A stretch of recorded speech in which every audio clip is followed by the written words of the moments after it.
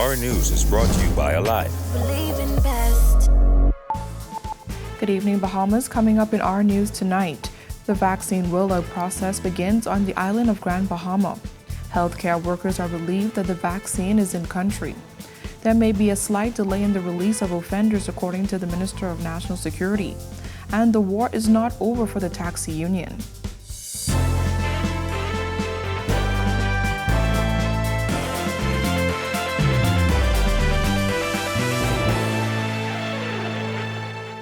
Good evening, Bahamas, and thanks for joining us for our news. I'm Georgie O'Bain. Topping news tonight, the first COVID-19 vaccine shots are in the arms of the nation's second city. The first doses of the AstraZeneca vaccine were administered at the Susan J. Wallace Community Center today, with Minister of State for Finance Kwesi Thompson being the first to receive the vaccine in Grand Bahama today. Head of Grand Bahama's COVID-19 Task Force, Dr. Frank Bartlett, tight-lipped about the number of vaccines that arrived on the island today when pressed by the media. How many doses we have in Grand Bahama? At this time, I'm not going to give numbers. We have half of the amount that we would anticipate to have received. Additional medical and logistical support has been deployed to Grand Bahama to ensure a swift and efficient rollout of the vaccine at the Susan J. Wallace Community Center and the Rand Memorial Hospital starting tomorrow, according to a statement released by the Office of the Prime Minister. Bartlett defending the AstraZeneca vaccine. If you use this AstraZeneca example now, where they would have suspended AstraZeneca, within 1 week in some parts of the country, their rate of infection went up by 24%, where it was trending down when they got the vaccines. Now, just when you look at the European Union, all of their numbers are now going up. And now they're going back up and saying, we want the AstraZeneca vaccine. Bartlett encouraging Grand Bahamians to take the vaccine so life on the island can return to some form of normalcy. Everybody in this room has had challenged on very many fronts, from an economic standpoint, psychosocially, you name it, everybody in this room has experienced it to some level. The only way we're going to get at it in a time and not be worrying about rolling into September, where flu season again starts, and this may be our tail end or the beginning of another or an extension of the pandemic, is to say, let me take that plunge and we believe the science that is out there.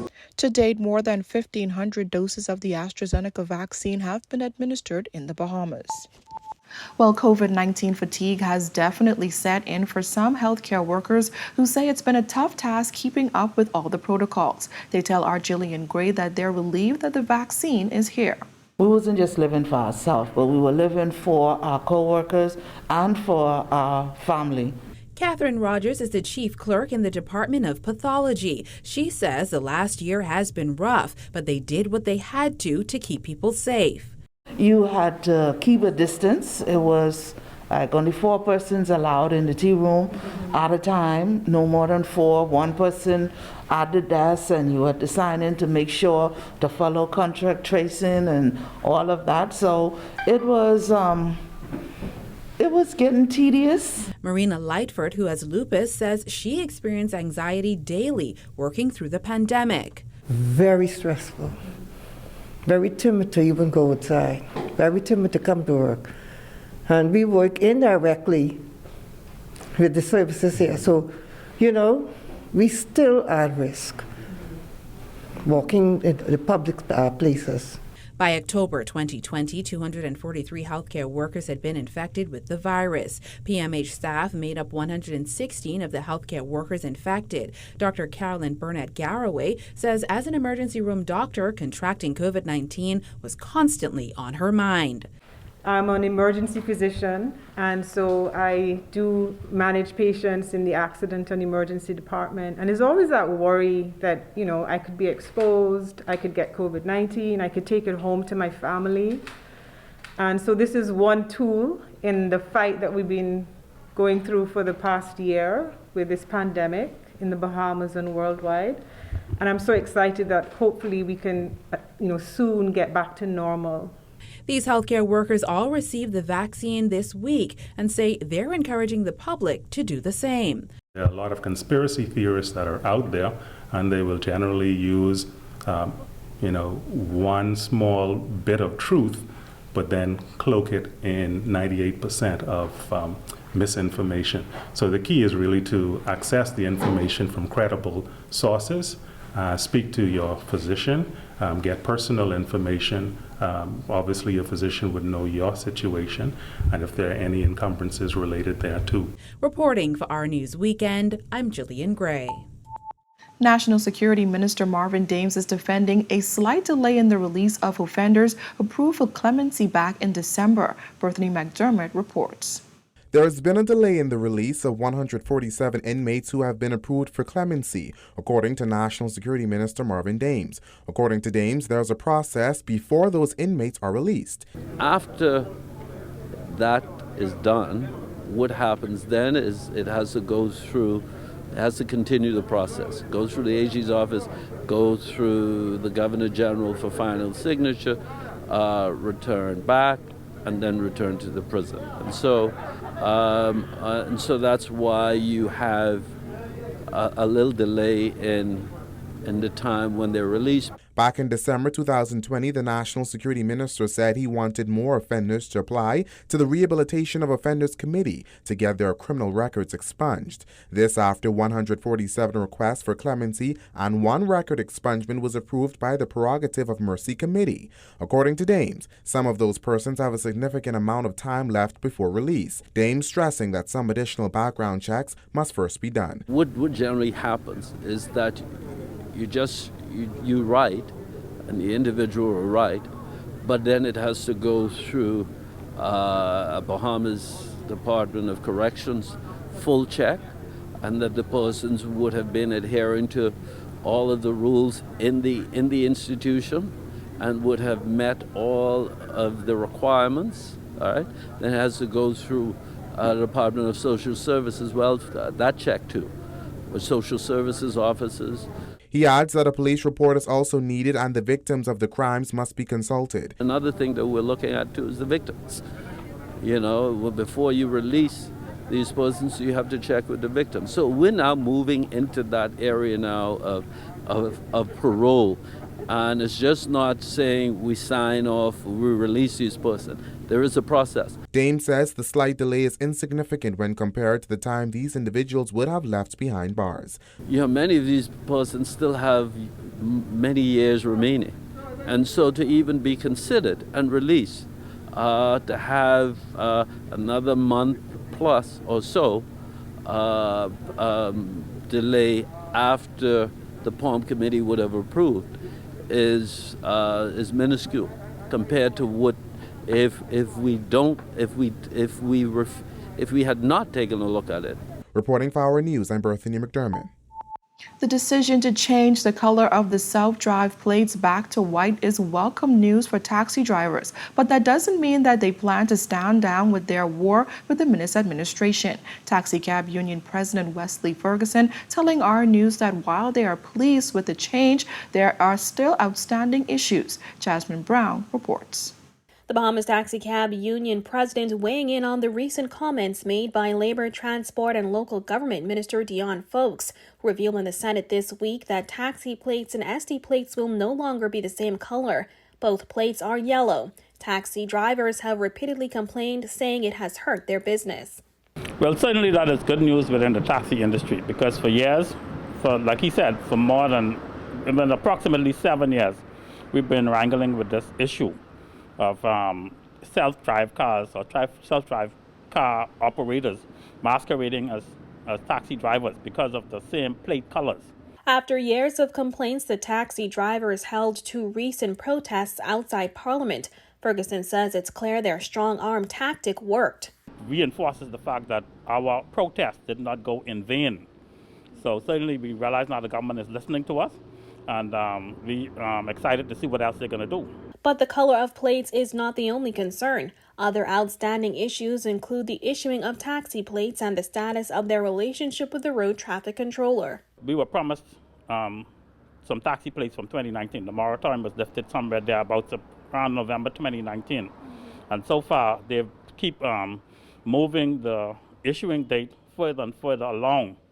And it's become very frustrating to a lot of taxi drivers because you got to understand, in this COVID-19 environment, A lot of taxi drivers have lost income, they've lost family members, and certainly they've lost taxi plates. So because some of the owners were unrealistic, they were unreasonable, and decided because the taxi driver could not afford to pay them any rental fees or leasing fees on these taxi plates were retrieved from them. As for what's next, Ferguson says he doesn't want the government to think solving one issue means others have been forgotten. We are not going to sit on our laurels because they changed the taxi plate colors. Because, that is only a small part of the issues that faces taxi drivers every day. So therefore, we still is going to move aggressively to make sure, hold the government feet to the fire to basically take care of the promises that they made to us. See, because even the good book says it's best not to make a promise than to make a promise and not to keep it. So, and certainly we have to make the government realize that once you make a promise, it's imperative that they keep it. So we are not going to just sit by idly and think that, the war is over. No, the battle is halfway won, but the whole point is there's still more cities to be conquered. Reporting for R News, I'm Jasmine Brown. Well, still to come on our news, the healthcare sector on Eleuthera receiving a much-needed boost. That and much more when our news returns.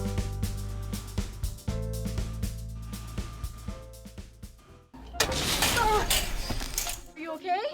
No. Yeah, I got. That's supposed to happen. Listen. Wait.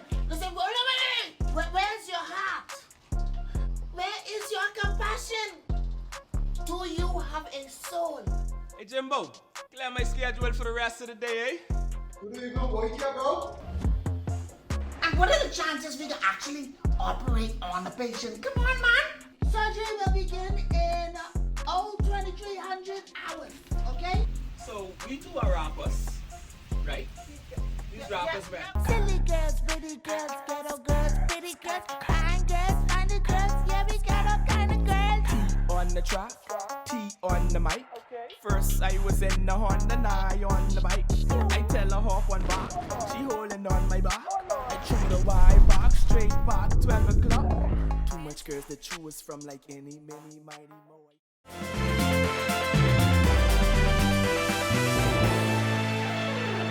You're watching our news. Thanks for staying with us. A medical facility is quickly expanding through the island of Eleuthera, bringing health care to some of the tiniest communities that need it the most. Our Kyle Joaquin has more.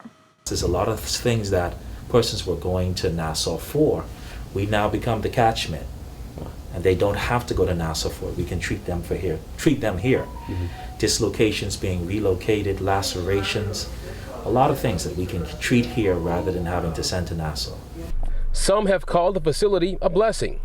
Fully equipped with an emergency room, Bahamas Wellness in Palmetto Point has brought medical services to mainland Eleuthera, saving residents the hassle of flying into the city, and it came at a perfect time. So this is actually an x-ray room. This is a room where an x-ray machine is.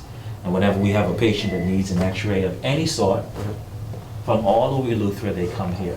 We also have an x-ray machine in Spanish Wells. So we are covering that part of Eleuthera from the north with the x-ray, and then we cover this part from the central and south with the x-ray machine. So I think the people of Eleuthera can speak to it even better than we can, because our goal was to serve, and I hope that we're doing that. The facility stepping up during the time of COVID-19, facilitating drive-through testing with quick turnaround. 100 tests on average daily. In terms of the number of cases, we have had quite our share here on the island. Proud to say now that it is under control. Right now we are doing a lot of tests. Every day we have a whole lot of tests, mainly from tourists, our visitors. We have quite a bit from our domestic travelers. The company now offering primary wellness care services with 2 centers on mainland Eleuthera and 1 on Spanish Wells. Bahamas Wellness President Dr. Allington Lightbourne now lives on Spanish Wells and opened that facility on that island days before the first lockdown last year. He says it came at a crucial time. Being locked down on the island myself, that was unique for Spanish Wells because they had not had a doctor resident here on the island with them prior to us for some 10 to 15 years. And so it was obviously a relief to the community to know that in spite of there being a lockdown and all of the anxiety and stress related to that, there was a doctor on the island that was living with them, sleeping with them, that was able to help and address their needs. Lightbourne says he found it important to bring urgent care, including x-rays and labs, to the island, as well as specialist services. Members pay, our patients, who are also our members for the most part, pay a low monthly membership fee, which works out to less than $1 a day. And so it's around $30 a month. And that gives them unlimited access to the doctor for office visits and significant discounts on a whole host of services. And as the country begins the rollout of the COVID-19 vaccine, Dr. Lightbourne says Bahamas Wellness is looking to help where it can. We want to be a part of the solution to getting Eleuthera open up again. And if vaccines is a part of that solution, you can count us in. For those persons who obviously are interested in having the vaccine, should we be given an opportunity to administer the vaccine, once we have looked at all of the medical legal issues and our board has approved it, we are very happy to be able to move forward. For Our News, I'm Kyle Joaquin. When our news comes back from the break, how businesses on Eleuthera are bouncing back after a tough year, and love keeps the Gambier community united through the pandemic. The details when our news returns.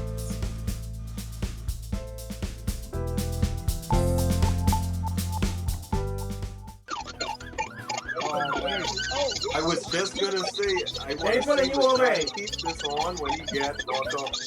I want to see it. Wait, they just went right by you. What a freeze. I get locked up, y'all don't worry. I still here. I just happy to see that they went by you and then pull you over. Now that would have been good TV. The Charlie Bahama Show, this Monday night, 7 p.m. on Our TV, channel 212.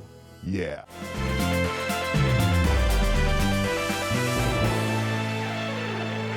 After a rough year and economic woes brought on by the COVID-19 pandemic, businesses on Eleuthera are finally making a rebound. Our Kyle Joaquin tells us more.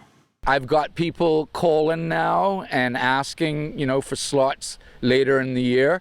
So yes, think people are reaching out now over the phone and asking about availability and things like that. It's a slow rebound for Scott Higgs and his team at Masters Marine Shipyard in Hatchet Bay. When the world shut down due to COVID-19 restrictions last year, he says business took a blow. We do ship repairs and maintenance here also on private vessels, and a lot of people opted because, financial difficulties to extend their maintenance to a later period. Whereas, we might have pulled 2 or 3 more barges here this year. We didn't.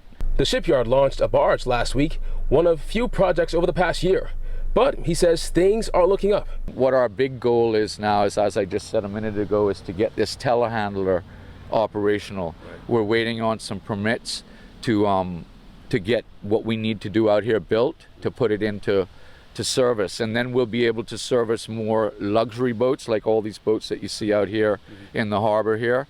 And that'll open a lot of doors for us. We'll be able to hire more people out of the local community here. And the shipyard is just one of many Eleuthera businesses on the comeback. We tried to do the curbside during our seasonal times, like Mother's Day, Father's Day. It didn't work for us because the majority of the persons here weren't employed. Everybody was basically home, locked down for the first 3 months. And then after that, we just had to do what we can and adjust by staying closed.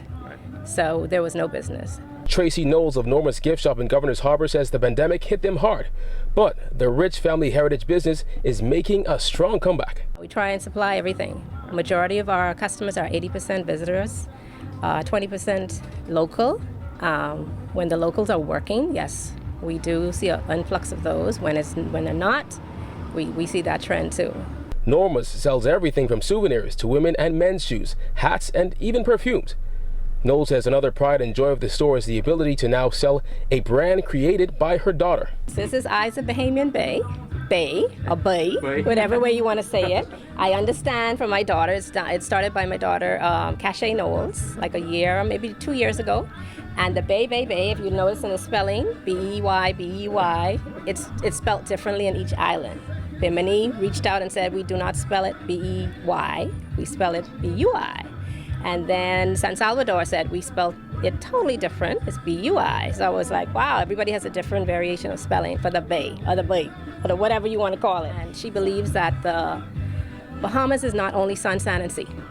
The Bahamas is culture, the people, and the food, and that's what she's trying to get visitors to see, that this is more than Sunshine and Sea, and maybe even the Ministry of Tourism. It's more than Sunshine and Sea. Even up north in Lower Bogue, Orient Cash has continuous sales of a necessity, water. About 100% Right. in business Right now? right now. Did you have to close down at any point? I closed down for a week or two. Cash brings in Echo and Nautilus water from Nye Limited in New Providence and sells it throughout the island. He says while many other businesses felt the pinch, he's kept it moving. Every day break go from here, I put about 100 bottles on the boat to send to Nassau refill. And come back on to daybreak on Wednesday night. Good so far. Being so good, selling water, whole Lutra, from Government Summer down to North, selling Echo water. 4 Hour News, I'm Kyle Joaquin. Well, Gambia residents say while it's been a rough year during the pandemic, the community's brotherly love has gotten everyone through it. Our Jillian Gray tells us more. For residents of Gambia, making it through the pandemic has meant getting creative. Hotel worker Ariel Newbull has been furloughed for the past year and says she's been making ends meet by selling treats. During the pandemic, I've been trying to get by selling guava duff. Yeah, every opportunity I got, I got some flowers, some guavas and stuff like that, and then I just advertised and sold that. Her daily fight for $1 is not just for her, but for her child and extended family as well. It's just me and my child, but I do have other family members that I helped before this, and so me now being in a bad position puts them in an even worse position. Newbull has lived in the community for 6 years and says it gives her island vibes. Those island principles are not lost on the Gambia Association. Assistant Secretary Bernice Culmer says they've stepped up to be their brother's keeper. I know a lot of people need a lot of groceries, a lot of healthcare and stuff like that. So, but anyway, we could help them, we help them. Everybody says coping at the best that they could. Latoya Culmer is one of the founders of Ladies Chambers, a mentoring program for young girls in the community. She says Gambia has been blessed. We had some layoffs, but for the most part, we're family around here. And so we look out for each other. And we have a lot of small businesses in the community. We were able to thrive in that way as well. So yeah, we were making it for the most part. These residents say ultimately it's the brotherly love within the community that's gotten everyone through the tough times. I must say that Gambia is truly a blessed community because we've had so many different entities came in and would have given the community support, you know, in so many different ways. So that was a good thing. Well, it has had an effect on everybody individually, and I can't speak for everybody. From what I have seen with families, this is a community of here. So if somebody doesn't have it, they can always get it from somebody else. They look out for each other. Reporting for Our News Weekend, I'm Jillian Gray. Still to come, the future leaders of GARVIN TYNES Primary School. Stay with us.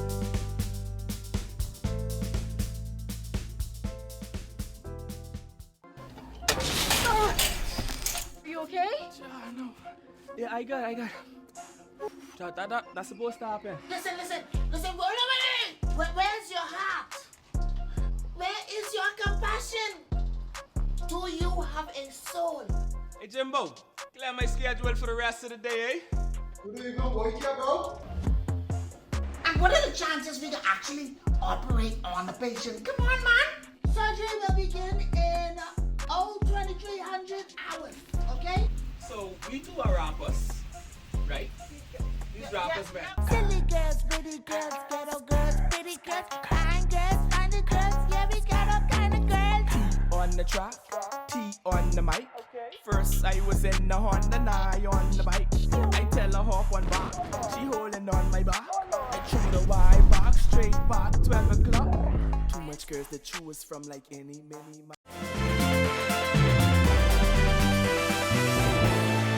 Welcome back to our news. The GARVIN TYNES Primary School held a one-day seminar for 60 of its students' leaders. The Prefects Leadership Seminar, which focused on becoming future leaders and embarking on a journey to success, featured several speakers, including our very own Jasmine Brown. Jasmine not only gave them a few pointers about being a good interviewee, but also spoke with them on what it takes to be a journalist. I'm an introvert. I was quite beyond shy, the shyest person in the world. But with this job, you cannot be shy. And so the bottom line is that you can change, you can adapt. I didn't come into it with courage, the bottom line. I became courageous as I had to do my job, because you cannot go back to the newsroom without a story. Included in Friday's assembly were 5th and 6th grade students who also learned about being safe on social media and working hard to accomplish their goals. Well, thank you for joining us for our news tonight. On behalf of the entire team, I'm Georgie O'Bain, and we'll see you right back here tomorrow. Have a beautiful evening, Bahamas.